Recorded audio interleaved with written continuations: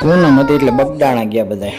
Finally આપણે બગડાણા પહોંચી ગયા પછી અને બધા મિત્રો મળી ગયા શેદડાના. ટ્રાફિક તો રાતે પણ હતી. આવી ગયા આપણે મંદિરે અને દર્શન કરવા માટે આગળ લાઈનમાં આવી ગયા. મંદિરમાં દર્શન કરવાની પણ લાઈન હતી મોટી. જો મિત્રો તમે દૂરથી બાપાના દર્શન કર્યા અને પછી ટ્રાફિકમાં આગળ આવ્યા અને ફાઇનલી બાપાના દર્શન કરી. તમે પણ મિત્રો દર્શન કરી લો. બોલો બાપા સીતારામ. બહાર પછી સત્સંગ ચાલતો હતો અને પછી આવી ગયા ત્યાંથી ચંદનનો ચાંદલો કરો અને મળી ગયા જલપીશ ગયા. ત્યાંથી આગળ આવ્યા એટલે અમને મળી ગયા અમારા એમઓ સાહેબ ચેતન સર.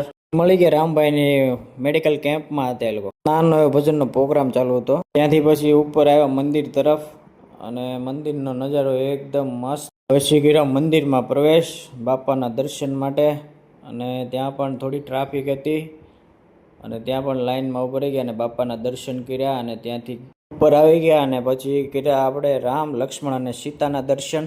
નીચે આવી ગયા અને દર્શનાર્થીઓની ટ્રાફિક હતી વધારે અને પછી કાળભૈરવ દાદાના દર્શન કરી અને આવી ગયા આપણે સોડા પીવા.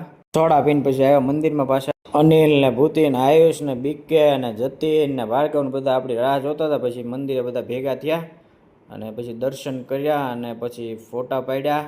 પછી થઈ ગયા બધા રિટર્ન. પછી મેન ગેટ તરફ બહાર નીકળી ગયા અને આવી ગયા આપણે ડીજે લેવા. ડીજે લઈ અને પછી ગયા પ્રસાદ લેવા.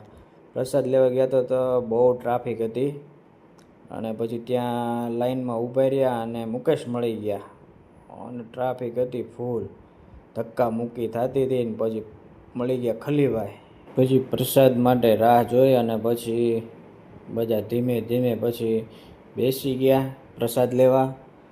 તમે જોઈ શકો છો કેટલું પબ્લિક છે મિત્રો. 24 કલાક અહીંયા ચાલુ હોય છે રસોડું બાપાના ધામમાં.